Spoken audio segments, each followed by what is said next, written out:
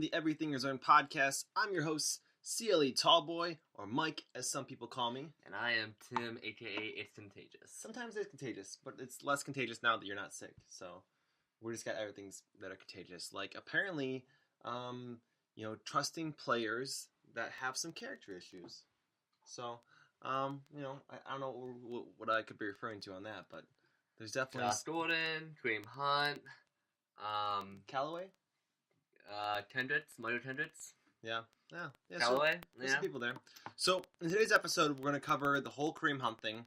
Obviously, the Browns signed him, and then we're also going to talk about the beef that Baker had with Arian Fos on Twitter, and then we're going to get into a little bit about the Cavs and what happened with the trade deadline, and then what we've added and how do we feel about the new look Cavs and what we're going to do going forward. So we're going to jump right into the Kareem Hunt stuff. Obviously, Kareem Hunt has character issues. There's the video out there. He got released from the Chiefs. You know, it's a lot to unpack towards the end of the season. So, a lot to unpack here. Initially, Tim, what are your thoughts? With the transaction, I think this is an unpopular opinion, but I like it. I'm a fan of second chances. He did make one mistake. But I think everyone's entitled, depending on the situation, to that second chance. And I think if you look at all the evidence, and if you're John Dorsey, if you've done the intensive research, and he said probably about a dozen times in his interview today about the signing of Kareem Hunt, then it's more than warranted, based off the talent he has and the potential that he could fit and the dynamic he could potentially have in this Browns offense with Duke, Hunt, and Chubb as a kind of a three-headed dragon in the backfield there for the Kitchens. Three-headed dragon, that's kind of a new thing. I mean, the Browns fans are used to or have throwbacks to Mack and Biner, and then today's modern... Biner and Mack? Yeah. Well, no, Mack and Biner. That's how people say it. And then currently in football, we do have some running back tandems as well. Alvin Kamara and Mark Ingram is one of them. Mm-hmm. I think you have another triple three-back combination over in New England with Woodhead, White, and Sonny Michel over there as well. Yeah, there are some really tough, running back teams. All over Atlanta, we have Devontae Freeman and Tevin Coleman. Yeah, he's tough. But I think Coleman's actually a free agent after this year, so we'll see how that all shakes out. But okay, so here's where I land on it, and you can reference our earlier podcast. I think it's kind of an unnecessary move. You have Chubb, you have Duke Johnson, and you bring in a guy who really it's kind of a PR issue, if you ask me. Like, you're bringing unnecessary drama into a place that's very positive, and going forward, it has a very positive vibe to it. And not only that, is you're going to irritate a lot of the fan base. I'm going to let you finish whatever your thought is, and I'm going to destroy your argument in a second. Okay, but here's my second thing. From a football perspective, you can't deny that Kareem Hunt is going to bring a lot to the Browns' backfield if he can play. Now, we have no idea how long he's going to be suspended for, whether it's going to be 6 games or 8 games or whatever the NFL does. They don't have a consistent measure of how to punish these types of situations, and that's one of the things the NFL gets horribly wrong. Is their punishments all over the board. It's not consistent. It's not consistent at all. It is basically kind of a popularity contest, and how much is that player going to affect its ratings and its profit, its overall revenue. Minus the suspension or the question mark that we don't know what it's going to be yet. I mean, even if it is 8, 10, 12 games, all you really need him is for the latter half of the season. All you need is a little bit of rhythm to make the playoff push, which I think the Browns will be in position for 10, 12 weeks into the season.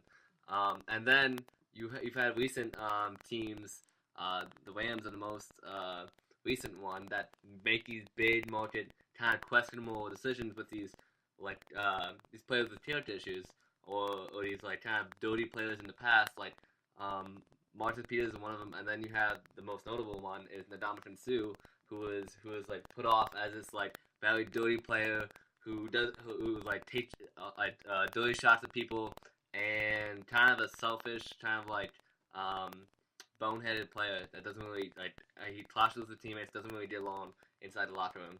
And then they made a Super Bowl run because they put all the characteristics aside and they just cared about winning.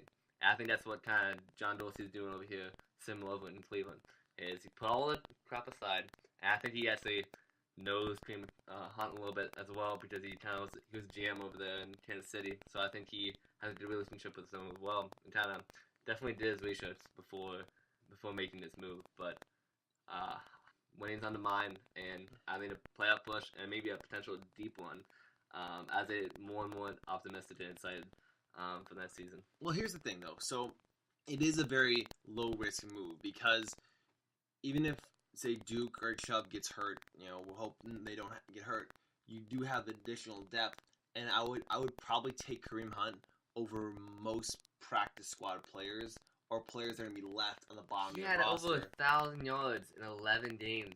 Yeah, and 14 touchdowns. And 14 touchdowns for Kansas City last year before he got waived. So, I mean, there's obviously... He's dynamic. There's going to be some things that have to go in place, but we've learned with Dorsey, he has stuck to his guns in terms of how he's handled these character issue players. And he's been consistent with it. Right. So Josh Gordon was gone for lying. You had Callaway, who had some issues but they over in Strongsville, the tickets, the gun parts over in his trunk. Right, but he was honest with them, and since then he's had no issues. And Callaway's done pretty well within the organization. Surprisingly, we saw from the Hard Knocks. I think Hugh Jackson. One positive thing I'll ever say about Hugh Jackson, I think he handled that situation at least with John Dorsey well. Yeah. But yeah, I agree. I think just the overall upside is just far greater than the downside. And yeah, if he is a problem, then you cut him. It's no big deal. You still have Duke, and Chubb, and you still have Hillard as well. Right. So I think at the end of the day, it's important to realize that people can make mistakes, but you can improve and be a better person and be remorseful for your mistakes. And this might not be popular either. I'm not condoning hitting women or violence of any kind. No, it's all. But he was definitely instigating him, and they were both definitely not sober. So your judgment's impaired and all that stuff.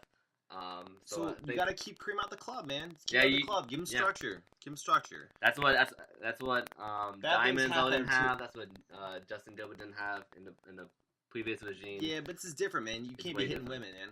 It's you gotta have structure, and you can't be. Nothing good happens after 2 a.m. No. Happens at 2 a.m. 1 a.m. Maybe 1 a.m. And if you're Callaway, nothing good happens in Strongsville. Right, exactly. But ultimately, a lot of upside there. So we'll be interested to see how things develop and how they happen over the next few months here for the Browns. So moving on to the whole Baker and Arian Foster thing. I know everyone on Cleveland Sports Twitter and Instagram and everything really enjoyed the reposting of the Baker dance video over this past week or so. And Arian Foster, former running back for the Texans and Dolphins.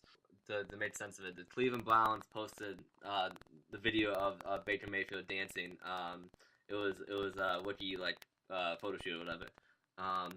And yeah, he was dancing whatever, and he posted your quarterback would never. The official Cleveland Browns Twitter. Yeah. And so Arian Foster quoted that tweet and Jan said, "Our quarterback would never." Right. Not could never. So Baker goes, "I respected you before this.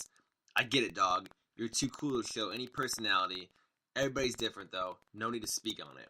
So, I mean, ultimately, I like Baker kind of clapping back at him because you don't come at people just to stir up stuff. Like you want it for the drama. You want the response if you're Arian Foster. And I love with Baker, kind of with the regime, kind of with Baker. I mean, it's consistency. If he's gonna be aggressive and he's gonna have those antics, keep it consistent. And I see there's nothing wrong with this. It's playful. It's well within his mantra. Definitely kind of snap back and say, hey, I show my personality. There's nothing wrong with that. Right, I'm gonna be who I am, and that's part of why Cleveland loves him so much, because he's not phony. He's being his genuine self. Way off rookie season. And here's the thing, though. You can only do that if you can play.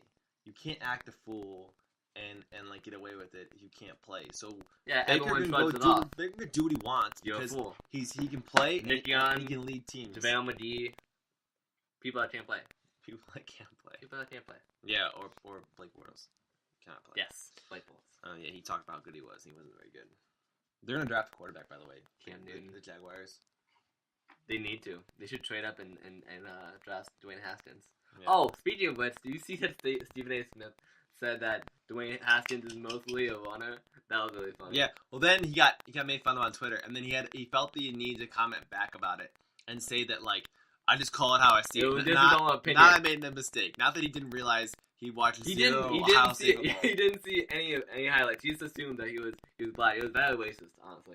That he was a black quarterback. That was the only thing he could do was in fact run, which is complete opposite of what Dwayne Haskins does. He's a pocket passer first and foremost. He had like 100 yards rushing for the season. It wasn't maybe, a lot. maybe. I mean, you just need to look at his like half. You of the game need highlights, to watch like 30 seconds. That's it. and you'll know he's a thrower, not a runner. He was thinking of JT Barrett, and he totally messed up. Well, you know, a lot of Also, why is JT Barrett not in the NFL. the AAF, the new league that just came out over the weekend? Because his ego's too big.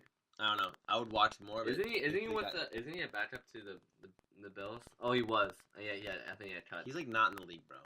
Okay. Like the AAF needs legitimate players to have names. He to doesn't be- have. Christian- Speaking of names, Trent Richardson is in that league. Yeah, he's not doing it for me. Neither is Christian Hackenberger. His Christian Hackenberger. yeah, He's playing for, like his the Minnesota something or other. his Baltimore division is still bad for He's him. playing for the Iron Man, the Birmingham Iron Man. Okay. Trent Richardson. He had a touchdown. Have you seen those or names? two. It's so generic. It's like if you went on Madden and you like typed in like the team the creator. randomized name that you Boom. do. And alright, that one. That's cool. But on the positive side, they're doing a great job marketing that league. Like that league is marketed really well. So And there was a huge hit on a quarterback. By the way, all the stuff we're talking to, we'll have links below in our description. So if you don't know what you're talking about, you can definitely click on it to find out. and get informed. Yeah. Yep. Be informed.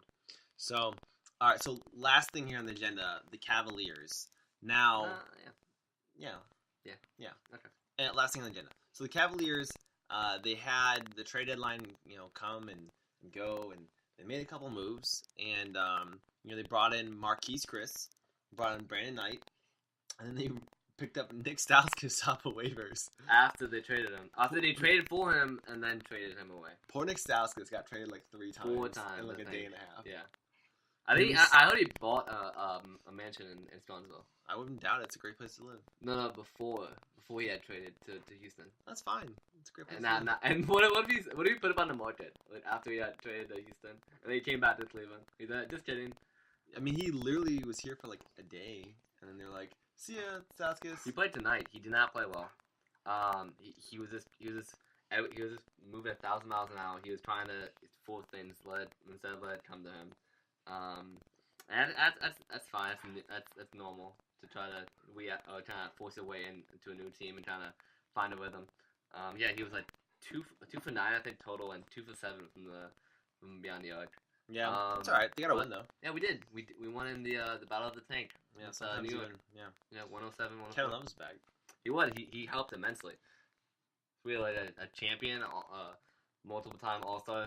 It makes Helps the team win. Yeah, like a guy who passes the ball well, rebounds extremely well, Would've spreads been- the floor, and makes good decisions on offense. We would have been right if he was healthy.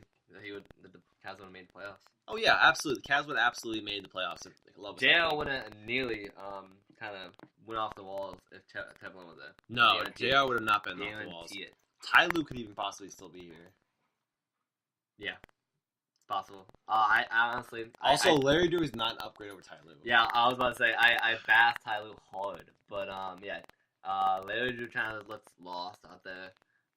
He has really no command over the team, and he hasn't really made his presence felt. He hasn't really developed any players, put anyone in under his wing, or like really done anything. He's playing it safe, man. He's playing it super safe. He's just trying to keep his money, not get fired.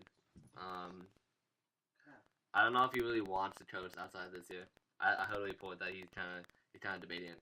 Well, yeah, that's probably why they're starting to look for the coaching search, because he said he's played it super safe, and he doesn't seem to do much of anything during the games. He's not a great. The only thing he's done well is he's not played Sexton during closeouts. Yeah, that's definitely the best thing he's done. But he might talk less than Colin Sexton does. Yeah, which is really annoying. When you're the head coach. It's wildly obnoxious. So ultimately, from the trade deadline, you get Brandon Knight, who I think could revitalize his career in Cleveland. He's been shooting well. I mean, he's got a nice stroke. 3 for 3 last night against Indiana, and he was 3 for 4 at both from downtown. So he's 6 for 7. Yeah, which is nice. 18 points. His shot looks nice. Over 2 games with only 16, 12 minutes played in both of those. He's got nice handles too. I like his handles. He's just skilled. Yeah, he's a good player. If he had a better mentality on him, he would be a better player. I'm thinking like a Sean Livingston type revitalization. Like, you remember how the Cavs brought Sean Livingston back from... Or like Danny Green, how like he was nowhere until San Antonio.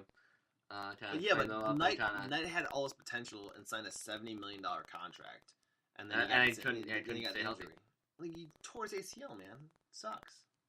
Yeah, he had done that one. And they got infected in the offseason, like in this past offseason. They had to go in and do a cleanup surgery, and it's like he's been battling through it ever since. This new Cavs team fits so much better than the first 50 some games. 50. Yeah, honestly, looking at the game tonight, like when you plug Jetty in and you Thompson back in, this roster isn't bad. It's pretty decent. It should snag the 7th seed if it was healthy. And 57 games. Yeah. You got guys like Marquise Chris, who I know you don't like, but I think he has potential. He's been making shots. It's weird. His 3-ball looks good. I mean, when you have the freedom to shoot a 3-ball, like, pull it, boy. Like make it happen, man. He had a nice little game. I mean, even Nance started pulling threes. I looked at his game tonight. 14 points, 22 minutes. Yeah, I looked at Nance's 3 tonight, and he was pulling with confidence. He was looking to pull, yeah. Lily had a season high of 15 rebounds, and he had 10 offensive rebounds. Yeah, he had an animal game. I don't know if he spoke with Thompson, but it looked like he did. He just really used his verticality and his energy better than I've seen him since he came to Cleveland. That's good. And it's a great sign to see. I like it. So, I mean, obviously, I think there's a lot of potential going forward with these Cavs. I'd like to see these young guys like Chris. But don't about Chris. If you've seen any of him since him coming to Cleveland, his decision making with the ball, around the ball, having the ball in his hand is very questionable. It's lazy. Kevin's going to help. Kevin Tristan. Lackadaisical at best. Kevin Tristan will not let him get away with that. I hope not. Speaking of which, Love was having so much fun, and not because of the team he had, just being back on the floor. He was laughing like he was with LeBron or something. He was plus 13 tonight. That's big. Oh, Love? Yeah. Yeah. Nance had 16 rebounds. Yeah. 10 offensive Love boards. played 16 minutes and he had 14 points, 9 rebounds. And holy crap! Can we talk about Sexton one more time? The announcers waved again how Sexton had a great game. He was 7 of 21 from the floor, and he shot 8 threes. Only made 2. He shot 8 threes. If you didn't see the game, the Knicks played a zone the entire second half, which the Cavs were confused by mostly because Sexton doesn't understand basketball. And you had Delly that just kind of doesn't move very well. And he kind of holds onto the ball too, but he definitely understands how to dish it out a little bit better. Delly had 6 assists and Sexton had 3. That's not what you want. Sexton, but he played 39 minutes today. Can we just move him to the shooting guard role already? Did we just move him to the off the bench? 6-man? Yeah, that's whatever they want. And start Stauskas? I want Stauskas to be good. I think Nawaba has got a lot of potential too. He can be a great role player. What did I say earlier? 27? 26. Yeah. He can be a great role player. There's a lot on this Cavs roster that I think can fit somewhere. We talked about weird non-tradable players in the previous episode. I think oddly David Nawaba is one of those people where you don't really want to players where you don't really want to trade unless they have great value, because in one of those teams, he's one of those players that when you do turn it around, He's one of those vital players off the bench that it makes everything cohesive. Can you imagine if we had Nwaba during LeBron's run? Like, I just think he would have given you an extra piece, like, to go attack the Warriors instead of a tattoo-less Cludson. Yeah, like if you would have had Nwaba, Rodney Hood.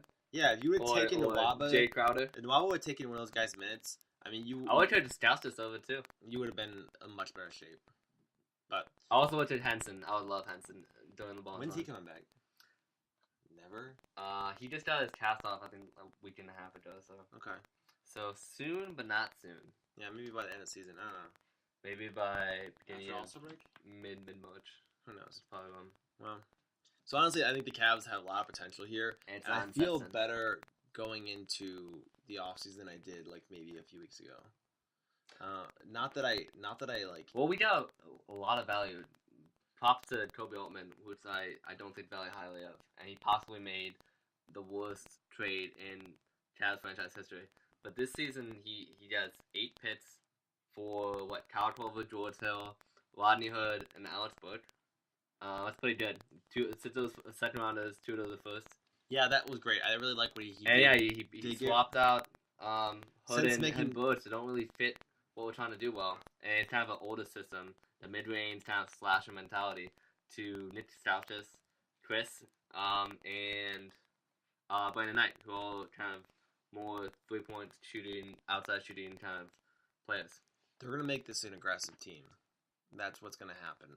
I love the length. I've been dying for some length on this team for years. And I think Chris has that. He brings that. And so does Henson.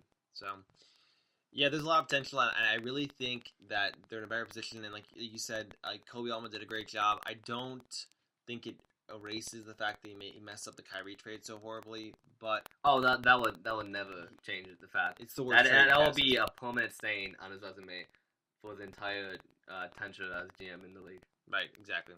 But ultimately, a lot of potential going forward, and there might be some interesting Cavs games to watch here over the next couple months. So we'll stay locked in, and we'll keep tabs on them. And hopefully, we'll finish bottom 3 still, so we get Barrett or Zion. So that's my hopes. But anyways, that's kind of wrap things up here for this episode of the Everything Is Earned podcast. If you like this episode, please leave us a review and give us some feedback. We'd love to hear from you guys and what you want to talk about. And as always, everything here in Cleveland is earned.